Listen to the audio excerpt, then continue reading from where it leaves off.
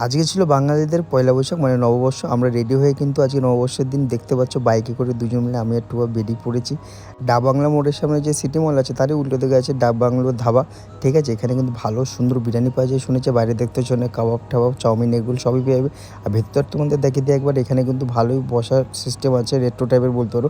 পুরো উডেনের মধ্যে কিন্তু ফিনিশ, এখানে এসি-মেসি সবই আছে। সুন্দর বসার জায়গা। প্রথমে তোমাদের একটু মেনুটাও দেখিয়ে দিই।